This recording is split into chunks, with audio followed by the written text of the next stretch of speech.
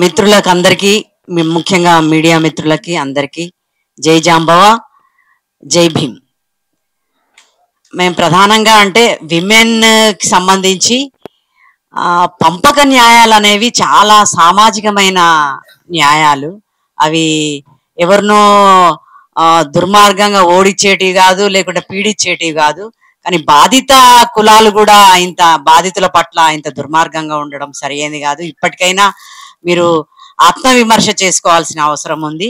పంపక న్యాయాలు అనేవి పంపక న్యాయాలని వ్యతిరేకిస్తే anti constitutional గా మేము ప్రకటించాల్సి వస్తుంది. అంటే పంపక న్యాయాలను వద్దనడం అంటే కాన్స్టిట్యూషన్ ను కూడా వ్యతిరేకించడము, కాన్స్టిట్యూషన్ ను కూడా పక్కన పెట్టడం అనేది తీసుకోవాలి.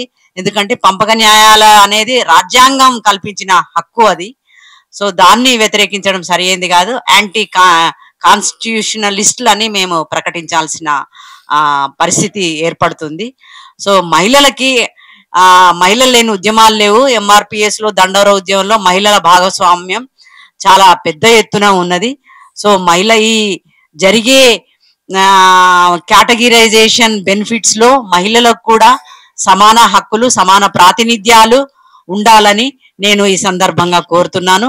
ఇదే విషయాన్ని మేము కమిషనర్ షమీం అఖ్తర్ గారికి కూడా ఈరోజు రిప్రజెంటేషన్ ఇచ్చాను. మరో ముఖ్యమైన విషయం ఏంటంటే డక్కలి, చిందు, మాష్టి, మాదిగ, మొండి ఇట్లాంటి కులాల నుంచి మహిళలు కూడా వాళ్ళు ఏం కోరుకుంటున్నారు, ఈ కేటగిరైజేషన్ వల్ల వాళ్ళకి ఏమి న్యాయాలు కావాలనుకుంటున్నారు అనేది కూడా వాళ్ళ నుంచి పెద్ద ఎత్తున కమిషన్ కి రిప్రజెంటేషన్స్, తర్వాత అఫిడవిట్స్, విజ్ఞప్తులు ఇవన్నీ ఇవ్వాలని ముందుకు రావాలని. ఎందుకంటే 14th డిసెంబర్ దగ్గరలోనే ఉంది.